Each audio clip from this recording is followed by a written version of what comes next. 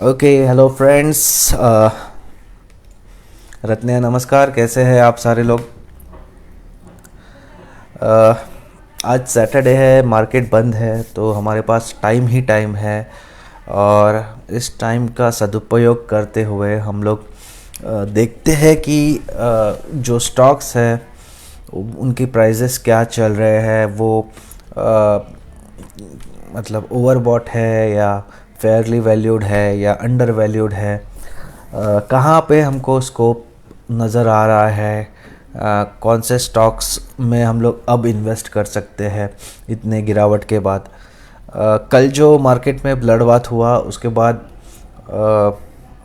ज़रूरी ये है कि एक बार फिर से मुआयना किया जाए, स्टॉक्स मार्केट का ओवरऑल देखा जाए कि कहाँ पे अभी हमको अपॉर्चुनिटी है।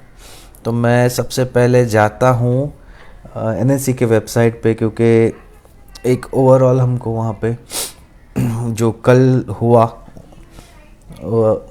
उसके बारे में हम लोग बात करेंगे।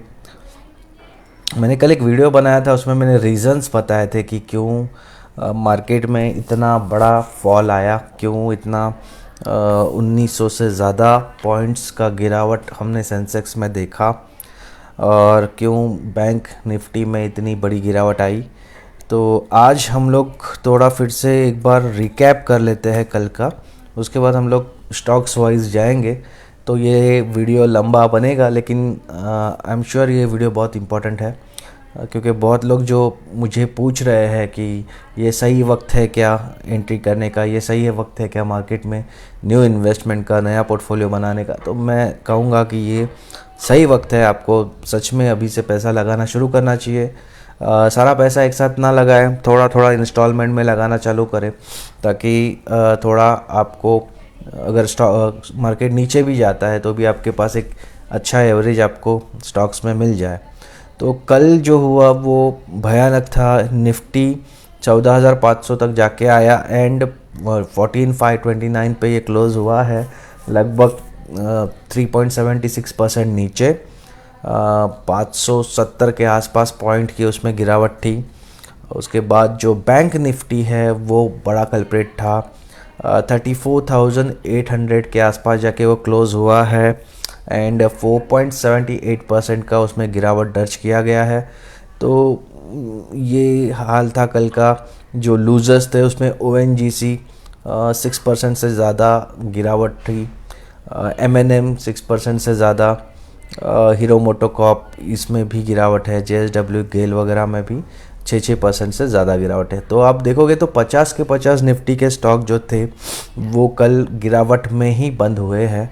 और जो न्यू इन्वेस्टर्स है, जो मार्केट में नया इन्वेस्टमेंट करना चाहते हैं, ऑब्वियसली उनको कोई भी यही बताएगा कि आप ब्लू चिप में इन्वेस्ट करें, निफ्टी 50 में इन्वेस्ट करें। तो इसलिए इम्पॉर्टेंट ये है कि निफ्टी 50 के स्टॉक्स को हम लोग आज थोड़ा डिस्कस करेंगे। तो निफ्टी 50 कल ओपन हुआ था 14,888 पे, और हाई लगाया 14,919 का, लो लगाया 14,467 का। और आप देखोगे उसके पहले का दिन जो क्लोजिंग था वो 15,000 के ऊपर था। तो 15,000 से लेकर ये जो फॉल हुआ है, मतलब एक दिन में ही 500 पॉइंट उसने चटक लिए हैं, उतना उसमें लॉसेस हुआ है। तो काफ़ी बड़ी बिकवाली थी कल की। तो इसके कंस्टिट्यूएंट देखते हैं निफ्टी 50 के। तो सबसे पहले यहाँ पे मुझे दिखाई दे रहा है नेस्ले, जो कि कल 0.25% नीचे क्लोज हुआ। नेस्ले जो है उसका 52 वीक लो जो है वो 12,200 के आसपास है, तो ऑब्वियसली ये मार्च का रहेगा ये। और जो 52 वीक हाई है वो 18,844 का है। तो मुझे अभी भी ये याद है कि नेस्ले में जब 15,000 के आसपास था तब इसको मैंने रिकमेंड किया था 18,000 का टारगेट से, और ये 18,000 इसने लगाया, और अभी ये क्लोज हुआ है 16,000 पे। तो जिन्होंने प्रॉफिट बुक किया वो बच गए, जिन्होंने नहीं बुक किया उनको और एक मौका मिलेगा एग्ज़िट का।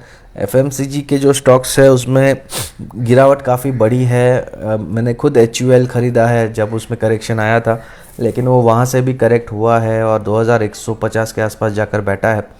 तो खैर 2400 2450 के उसमें टारगेट थे, लेकिन स्टॉक नीचे जा रहा है। एनटीपीसी है, ये निफ्टी का दूसरा कंस्टिट्यूएंट है। इसका 52 वीक लो है 73.20, और इसका जो 52 वीक हाई है वो 111.55 है। तो एनटीपीसी में 125 का टारगेट है एक साल का। तो मैं समझता हूँ कि यहाँ पे अगर गिरावट आती है, ये अभी फ़िलहाल ट्रेड कर रहा है अराउंड 107 पे। तो अगर ये 90 रुपीज़ के आसपास हमको मिलता है तो हम लोग इसको ख़रीद लेंगे 125 का पोजिशनल टारगेट के लिए। एसबीआई लाइफ में 519 का लो लगाया था। तो लिस्टिंग के बाद लॉकडाउन शुरू हुआ, मार्केट में गिरावट आई, 519 तक स्टॉक गया। उसके बाद उसने जो हाई लगाया है 954 का, तो वहाँ से ये करेक्ट होके 863 पे ये आया है। तो इसका जो बहुत बड़ा जो सपोर्ट है जहाँ से वो बार बार घूमता है वो 820 के आसपास है। तो मैं समझता हूँ कि अगर ये और 40-50 पॉइंट यहाँ से करेक्ट होता है तो इसमें हमको फिर से एंट्री करना ज़रूरी है, क्योंकि ये जो लाइफ इंश्योरेंस की जो स्टोरी है वो काफ़ी अच्छी है। पैंडमिक में बहुत लोगों ने health insurance, life insurance, term insurance लिया है। वो लोग चाहते हैं कि उनका जो फैमिली है उनको उनके लिए प्रोटेक्शन खरीदे, तो इसलिए वो लोग लाइफ कवर भी कर रहे हैं। और एसबीआई लाइफ से बेटर कोई कंपनी है नहीं। एलआईसी के बाद तो जो ज़्यादा भरोसा लोगों का होता है वो एसबीआई पे है। तो एसबीआई का जो सब्सिडरी है ऑब्वियसली वहाँ पे ज़्यादा हमको फोकस करना ज़रूरी है। उसके बाद है मारुति। मारुति खैर कल नंबर आएगा, तो नंबर से पहले इसमें थोड़ी बिकवाली आई है, और जो क्लोजिंग है वो 6851 पे हुई है। इसका जो 52 वीक लो था वो 4000 था, काफ़ी नीचे ये स्टॉक मिला था। और मैं तभी भी बोलता था कि ये 10,000 का स्टॉक 4000 पे आया है, आप खरीद लो खरीद लो खरीद लो। तो बहुत लोगों को मैंने मार्च में मारुति खरीदवाया है 4000 के लेवल पे, 5 के लेवल पे, 6 के लेवल के, 7 पे लेवल पे भी मैंने उसको खरीदाया। तो ये आप देखो तो 8329 तक जाके आया था। तो वहाँ पे अच्छा खासा पैसा लोगों का बनना था। जिन्होंने प्रॉफिट बुक किया वो बच गए, जिन्होंने नहीं किया अब स्टॉक नीचे आया है 6851 पे। उसके बाद डॉक्टर रेड्डीज़ है जो 2495 का जिसने लो लगाया है, और हाई है 5512 का। तो डॉक्टर रेड्डी ये जो फार्मा में जो रैली आई थी कोविड के पहले, तभी भी ये अच्छा चला था।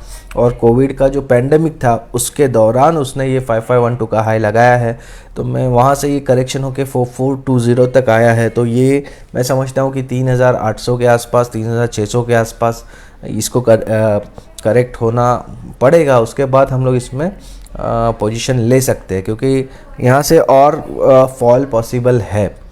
ब्रिटानिया है जो काफ़ी करेक्ट पहले ही हुआ है, 4010 का उसने हाई लगाया था, वहाँ से वो करेक्ट होके 3360 पे आया है। तो 2100 का 52 वीक लो मार्च में लगाया था। तो वहाँ से ये आप देखोगे तो वहाँ से थोड़ा ऊपर ही है, लेकिन मैं समझता हूँ कि ये 2800 900 3000 ये जो रेंज है ये एक्यूमुलेशन रेंज है।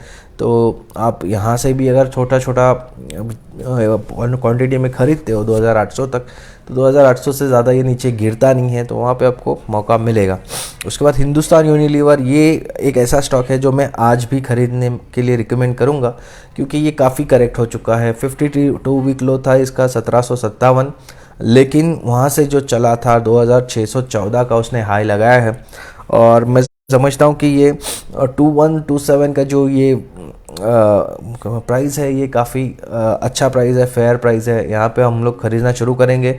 थोड़ा 50-60 पॉइंट का और गिरावट इसमें पॉसिबल है। मैं समझता हूँ 2050 तक ये जा सकता है, तो वहाँ पे और एक्यूमुलेट करें, और उसके बाद इसको फिर से ऊपर जाना है 2400, तो उसको मिनिमम हमको पकड़ के चलना है, उतना तो हमको टारगेट मिल ही जाएगा। उसके बाद टाइटन है जो 720 का लो लगाया है 52 वीक लो, और 1621 का हाई है। तो 1409 पे ये क्लोज हुआ है, तो हाई से 220 पॉइंट कुछ ये नीचे चल रहा है। और मैं समझता हूँ कि ये और सोने में जो गिरावट है उसके कारण ये और यहाँ से करेक्ट होगा, तो हमको ये 1200 के आसपास जब मिलेगा तो हम लोग इसमें ध्यान देंगे। ऑब्वियसली जो ट्रेडर्स है वो लोग तो कभी भी काम कर सकते हैं, मैं इन्वेस्टर्स के बारे में बात कर रहा हूँ। इन्फोसिस है जो 509 का उसने लो लगाया था, बहुत ही बेहतरीन टाइम था जब आप उसको ख़रीदना चाहिए थे, क्योंकि वहाँ से वो ट्रिपल हुआ 1392 के आसपास, वो उसने 52 वीक का हाई लगाया है और अभी वो 1252 पे चल रहा है। तो ये अभी भी मैं समझता हूँ कि अच्छा खासा एक्सपेंसिव है, लेकिन ये एक्सपेंसिव ही रहेगा क्योंकि लॉकडाउन में हमने देखा है वर्क फ्रॉम होम बढ़ जाता है, आईटी कंपनीज़ को फ़ायदा होता है और बाकी के जो इंडस्ट्रीज़ है उसमें काफ़ी बड़ा चोट पहुंचता है, लेकिन आईटी कंपनी अच्छा परफॉर्म करता है। तो मैं समझता हूँ इन्फोसिस ये लेवल पे भी आपको एक्यूमुलेट करने शुरू करना चाहिए, लेकिन छोटा छोटा क्वांटिटी में ही काम करे इसमें। HCL टेक 375 का इसने लो लगाया था मार्च में, वहाँ से ये 1067 का हाई लगाया, मतलब पैसा ट्रिपल किया था उसने मार्च से लेके हाई तक। वहाँ से ये 911 पे आया है, तो ऑब्वियसली ये थोड़ा गिरेगा। मैं 790 से इसको मैं रिकमेंड करते आया हूँ और 1000 का टारगेट मैंने भी दिया था, तो 1000 तो अचीव हुआ था। उसके बाद मैंने इसमें मेरा ध्यान देना बंद किया था और मैं अभी भी इसको ध्यान नहीं दूंगा, क्योंकि HCL टेक मेरे ख्याल से 830 840 तक गिरेगा, तब हमको उसको इन्वेस्टमेंट पर्पस से ख़रीदना चाहिए। अभी तो ये ट्रेडिंग के लिए ठीक है, इन्वेस्टमेंट के लिए इसको थोड़ा और गिरना ज़रूरी है। Divi's Lab 52 week low 1626 and 52 week high है 3914, तो यहाँ पे भी पैसा ट्रिपल हुआ है और मैं समझता हूँ कि ये one of the best pharma stock इस साल में रहा है जिसने अच्छा खासा रिटर्न दिया है। तो डिवीज़ लैब अभी तो बहुत एक्सपेंसिव है 3364 पे, मैं नहीं समझता इसमें अभी यहाँ पे हमको कोई जल्दबाजी करनी चाहिए। सन फार्मा 312 का 52 वीक लो, वहाँ से डबल हुआ था 354 का, उसने 52 वीक हाई लगाया है। अब ये 600 के नीचे आ चुका है 594 पे, तो ये 530 का इसका रेजिस्टेंस है, उसके यहाँ तक ये जब भी जाएगा हम इसको ख़रीदना शुरू कर देंगे। ITC 134 52 वीक लो था एंड 239 52 वीक हाई था। तो यहाँ पे ITC में एक चीज़ ज़रूरी है कि जो फार्मा सेक्टर स्टॉक्स है वहाँ पे तो आपने देखा कि अच्छा खासा अभी चर्निंग हो रहा है, वहाँ पे लोग पैसा डाल रहे हैं, तो वो लोग कहाँ से निकल रहे हैं, तो वो लोग ITC जैसा स्टॉक से निकल रहे हैं जहाँ पे एक मॉरल एक कंसर्न होता है हमेशा कि लोग सिगरेट का कंपनी में, दारू का कंपनी में बहुत लोग इन्वेस्ट नहीं करना चाहते, या फिर जो ITC का जो पुराना ट्रैक रिकॉर्ड है कि काफ़ी टाइम तक वो 200 के नीचे फंसा हुआ था, तो उससे डर के मारे यहाँ से निकल रहे हैं ITC से। तो मैं समझता हूँ कि ये एक और गिरेगा, 180 तक ये गिरेगा। 180 अगर इसने तोड़ा तो फिर तो बहुत बड़ा प्रॉब्लम है, इसलिए मैं समझता हूँ 180 का इसका स्टॉप लॉस लगा के खड़ा रहना चाहिए। 240 के आसपास इससे एग्ज़िट कर लेना चाहिए अगर किसी के पास हो तो फिर से ये हमको एक मौका देगा, ऊपर आएगा तब हम लोग इसमें से एग्ज़िट कर देंगे। 203 पे अब ये क्लोज़ हुआ है। उसके बाद हिंडाल्को है 84 का लो है मार्च का एंड 354 का इसका 52 वीक हाई है, तो यहाँ पे भी पैसा तिगना हुआ है। और मैं समझता हूँ कि हिंडाल्को को मैंने ये लॉकडाउन पीरियड में काफ़ी बार मैंने उसमें आपको कॉल दिया था, बहुत लोगों ने उसमें पैसा कमाया भी है, और इसमें जो कॉर्पोरेट एक्शन था उसमें मैंने भी पैसा कमाया है। तो ये बहुत महंगा है, फ़िलहाल इसको छोड़ दो। आइशर मोटर 1245 का लो 3037 का हाई, अब है वो 2480 पे। तो आइशर मोटर अगर ये यहाँ से और 400-500 पॉइंट करेक्ट होता है, ये हमको अगर 1900-2000 के लेवल पे मिलता है तो वो राइट बाइंग प्राइस है, वहाँ पे इसको एंट्री हमको करना ज़रूरी है। और मैं समझता हूँ कि अभी 3000 के ऊपर का लेवल के लिए हम लोग नहीं खेलेंगे, हम लोग 2800 का मैक्सिमम टारगेट पकड़ के चलेंगे साल भर का, तो भी हमको उतना अचीव होगा। तो 2000 के आसपास एंट्री करें आइशर मोटर पे, 2800 पे निकल जाए। BPCL है वो 52 वीक लो है उसका 252 का एंड 52 वीक जो हाई है वो 481 का है, अभी वो 448 पे है। तो ये तो देखो जो पेट्रोल एंड डीजल का प्राइसेस महंगा हो रहा है उसका फ़ायदा बीपीसीएल, आईओसी ऐसे सारे जो ऑयल मार्केटिंग कंपनी है उनको मिल रहा है। लेकिन इसका जो सबसे बड़ा ड्रॉबैक ये है कि कब से इसका डिसइन्वेस्टमेंट का सरकार कोशिश कर रही है, 2-3 बार टेंडर मंगाया गया लेकिन उसको अच्छा रिस्पांस नहीं मिला है। तो ये स्टॉक ऊपर टिकता नहीं है, ये वापस गिरेगा 380 तक जाएगा, तब उसमें आप हाथ डाल सकते हो। ये काफ़ी महंगा है, यहाँ पे अब हाथ डाल के मतलब नहीं है, आपका हाथ जल जाएगा। उसके बाद कोल इंडिया है, ये जो अच्छा चल रहा है स्टॉक फिलहाल 109 का इसका लो था, 52 वीक लो 180 के आसपास ये जा चुका है, इतना उसने हाई लगाया, वहाँ से करेक्ट होके 151 पे है। तो ये मेरे ख्याल से 134 130 के आसपास इसको बाइंग करना शुरू करना चाहिए।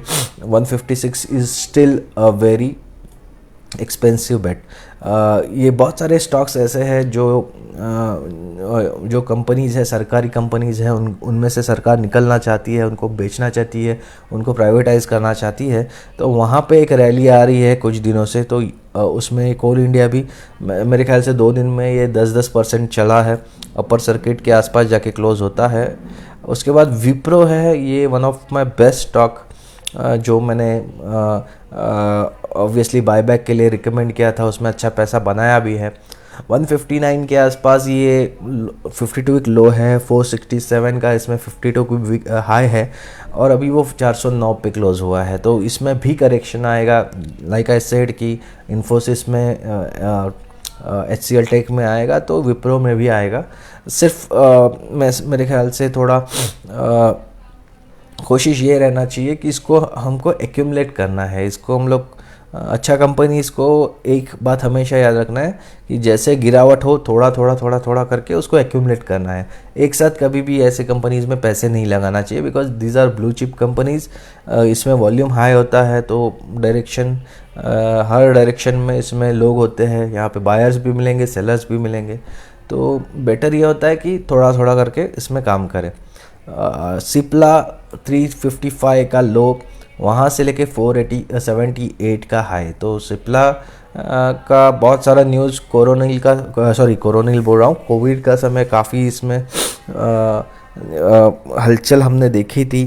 बहुत सारा इस पे केसेस भी आए दिन होते रहता है, लेकिन ये कंपनी काफ़ी अच्छा है। तो ये 784 तक करेक्ट हुआ है, और मैं समझता हूँ कि ये 800 का नीचे जाने के बाद इसमें अब जो गिरावट है वो बढ़ेगी, तो थोड़ा इंतज़ार करना चाहिए, घाई नहीं करना चाहिए इसको बाय करने के लिए।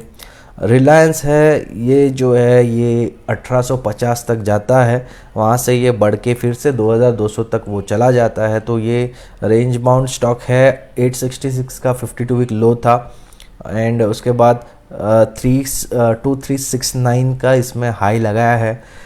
इसका बहुत सारा स्टोरीज़ है, बहुत सारा लॉन्ग टर्म में इसमें बहुत सारा वैल्यू अनलॉकिंग होने वाला है। जियो स्मार्ट है, जियो का स्टोरी है। तो मैं समझता हूँ कि ये जो लॉज है एग्रीकल्चर से रिलेटेड, वो जब तक फंसे रहेंगे तब तक ये रेंज बाउंड ही रहेगा। जब उसमें क्लैरिटी आ जाएगी, जब ये लॉज इम्प्लीमेंट होंगे और उसका जो खिलाफ जो भी आंदोलन चल रहा है वो बंद हो जाएंगे, ये फिर से छलांग मारेगा। रिलायंस 2079 पे ये क्लोज़ हुआ है।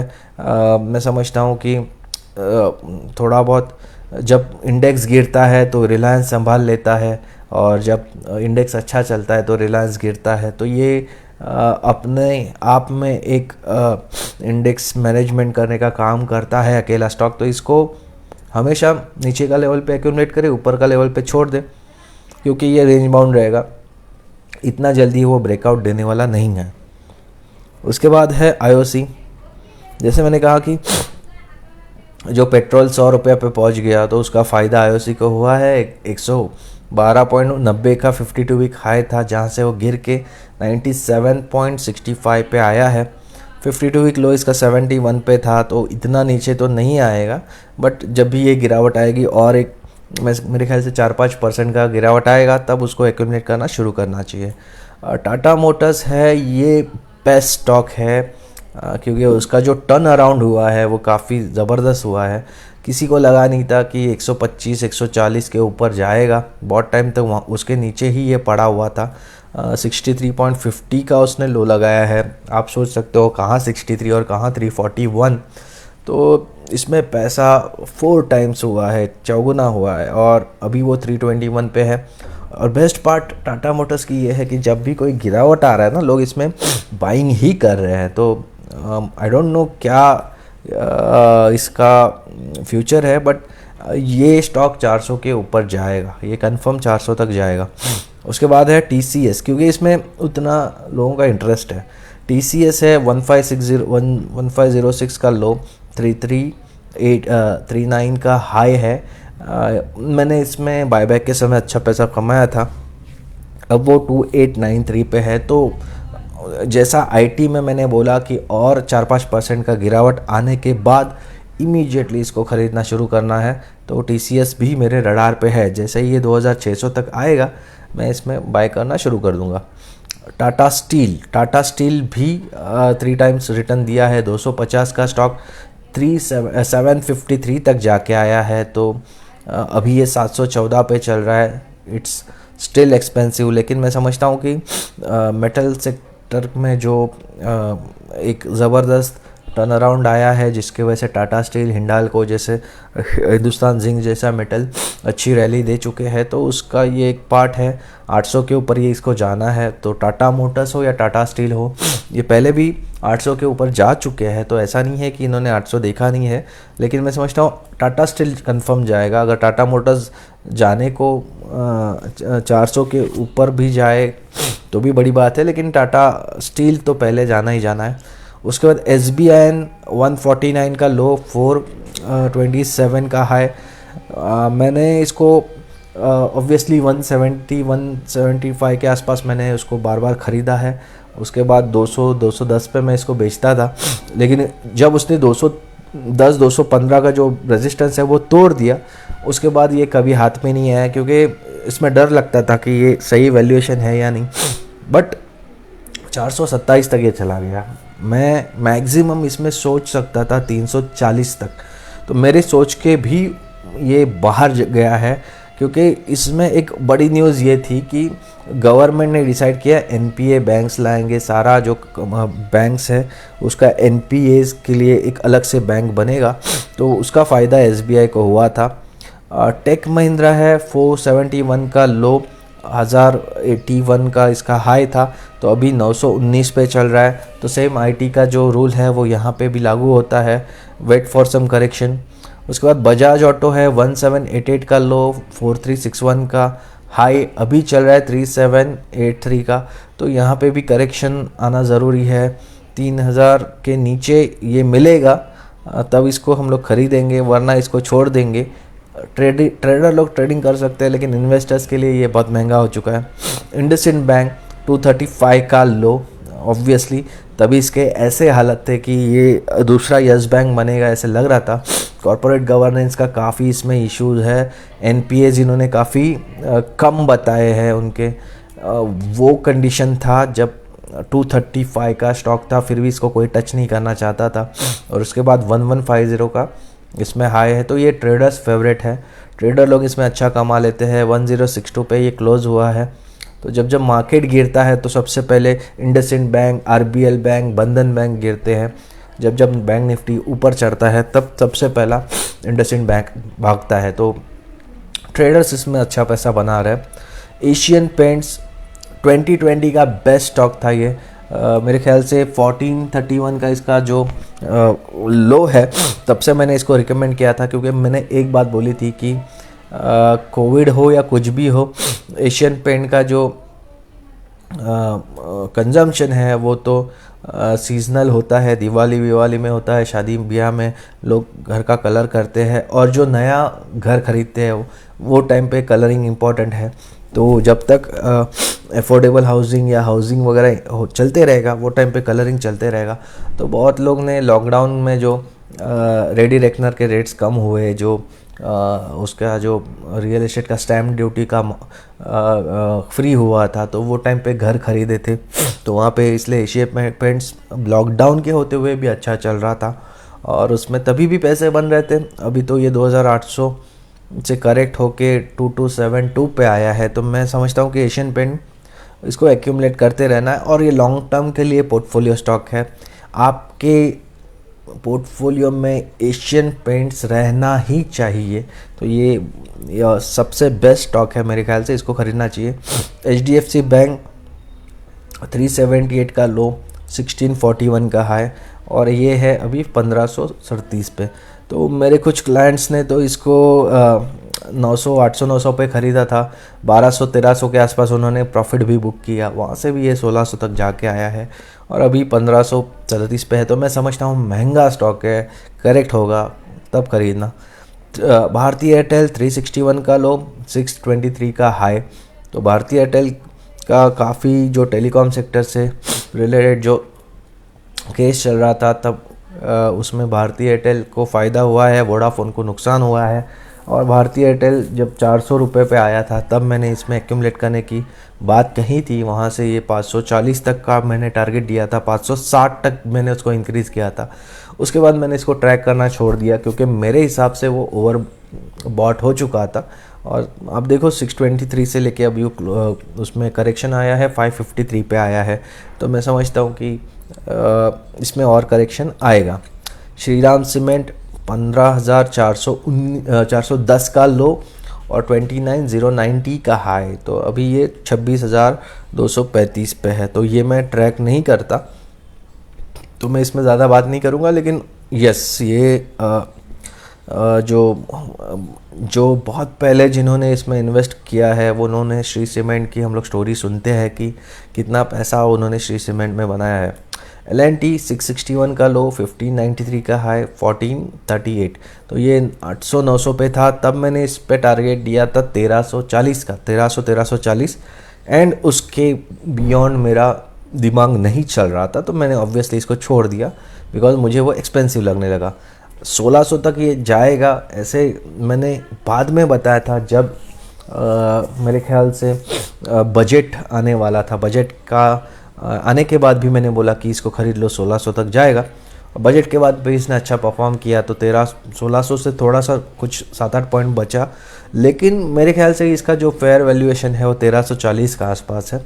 तो 1340 तक ये जब भी गिरेगा तो 1340 तक गिरेगा और जब अच्छा चलेगा तो 1600 तक जाएगा। तो मेरे ख्याल से 1600 के ऊपर इसमें रुकना रिस्की हो जाता है।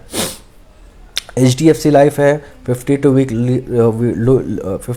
लो 340 और 52 वीक हाई 744, अब है वो 700 के आसपास। तो ज़्यादा इसमें गिरावट नहीं है, लेट्स वेट और बड़ा गिरावट आए तब खरीदे, क्योंकि जैसे मैंने बोला कोविड में लाइफ इंश्योरेंस भी ख़रीदा जा रहा है तो काम में आएगा। अल्ट्राटेक सीमेंट 2910 का लो, 6589 का हाई, अभी चल रहा है 6088 पे। तो ये काफ़ी महंगे सीमेंट स्टॉक जो है वो काफ़ी महंगे हैं, लेकिन इस साल 2021 में सीमेंट सेक्टर स्टॉक अच्छे चल रहे हैं। तो मेरे ख्याल से ये थोड़ा इसमें भी करेक्शन आएगा तब हम लोग सोचेंगे, क्योंकि सीमेंट में रहना इम्पोर्टेंट है और अल्ट्राटेक सीमेंट जो है वो लीडर है, तो लीडर के साथ रहोगे तो अच्छा है। ACC सीमेंट, अंबुजा सीमेंट, ये भी अच्छे स्टॉक्स है, लेकिन it's better to stay with leaders. ICICI bank मेरे ख्याल से जो लीडिंग बैंक्स है, Axis bank, HDFC bank, SBI, ICICI bank, उसमें वैल्यूएशन वाइज सबसे सस्ता फ़िलहाल यही है। 593 पे ये क्लोज़ हुआ है। 679 का 52 वीक हाई था, 268 का 52 वीक लो था। तो ICICI बैंक ख़रीदना अभी से आप शुरू कर सकते हो, कोई प्रॉब्लम नहीं है, लेकिन याद रखना जब गिरेगा तो ये ज़्यादा गिरेगा। अडानी पोर्ट्स 203 का लो, 52 वीक लो एंड 711 का 52 वीक हाई। तो जब से एयरपोर्ट्स वगैरह अडानी ग्रुप के पास आए तो अडानी की एंटरप्राइज के साथ साथ बाकी के भी अडानी के स्टॉक चलने शुरू हो गए। अडानी पोर्ट्स उनका सबसे बेहतरीन स्टॉक है। अडानी ग्रुप में से अगर कोई स्टॉक मुझे अच्छा लगता है कुछ सालों से तो वो अडानी पोर्ट्स है, क्योंकि fundamentally it's a good company. और मैं 711 से 668 तक का ये कोई ज़्यादा करेक्शन नहीं है, बहुत नॉर्मल सा करेक्शन यहाँ पे हुआ है। मैं हमेशा इसको 350 360 पे लेता था, 440 पे इसको बेचता था, क्योंकि वहाँ पे वो स्टॉक फंस जाता था, उसके आगे नहीं जाता था। इस बार वो अडानी के हाथ में बहुत सारा चीज़ें चला गया, ये मोदी सरकार के द्वारा, वो रीज़न है जिसकी वजह से इतना महंगा हो चुका है, अदरवाइज़ इतना वो जाता नहीं है। बजाज फाइनेंस 17835822। अब ये ऐसा स्टॉक है जो हर एक्सपर्ट 1800 का लेवल पे सजेस्ट कर रहा था कि इसको खरीदो खरीदो खरीदो, लॉन्ग टर्म में अच्छा पैसा मिलेगा।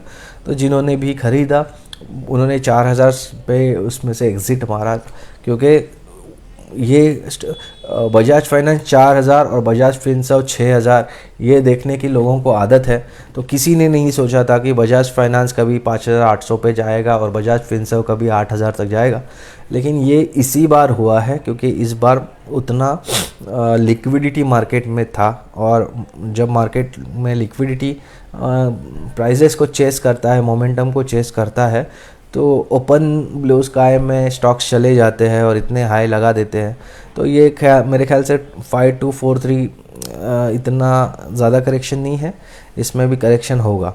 HDFC 1473 का लो, 2896 का हाई।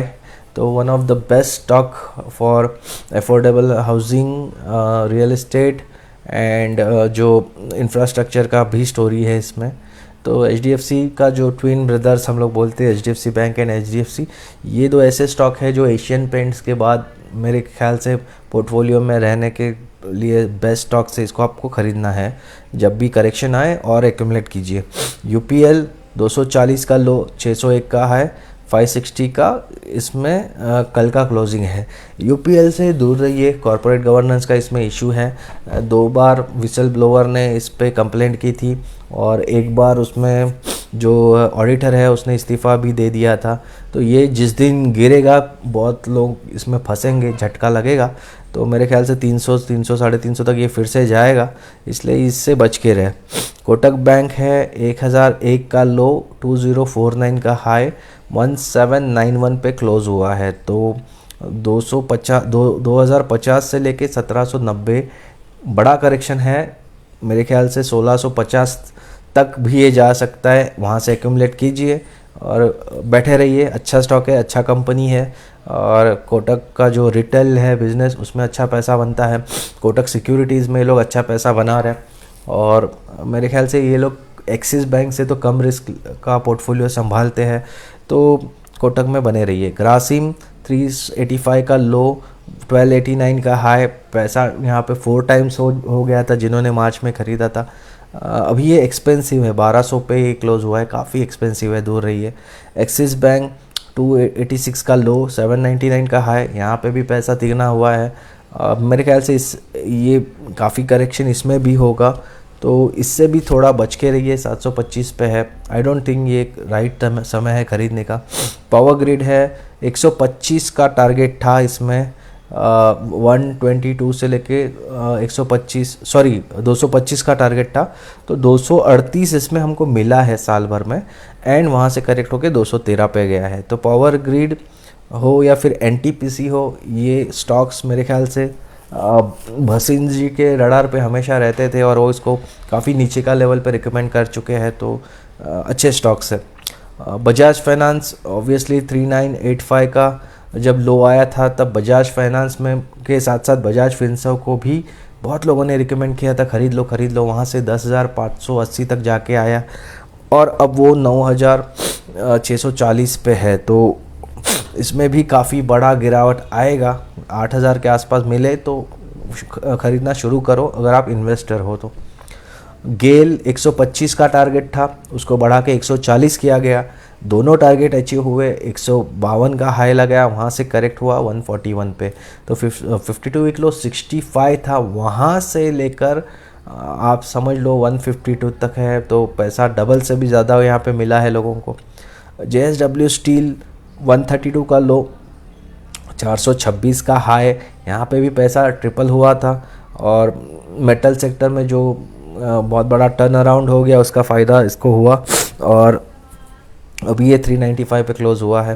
हीरो मोटोकॉर्प 1475 का लो, 3629 का हाई, 3218 पे क्लोज हुआ है। तो यहाँ पे 400 पॉइंट की गिरावट है। 2800 के आसपास जब ये स्टॉक आएगा, इसको एक्यूमुलेट करना चालू कर दो और फिर अगर नीचे गिरता है 2400 तक भी तो उसको एक्यूमुलेट करो, उसके नीचे नहीं जाएगा तो वहाँ से आपको यहाँ पे पैसा बनेगा। M&M है 245 से लेके 952।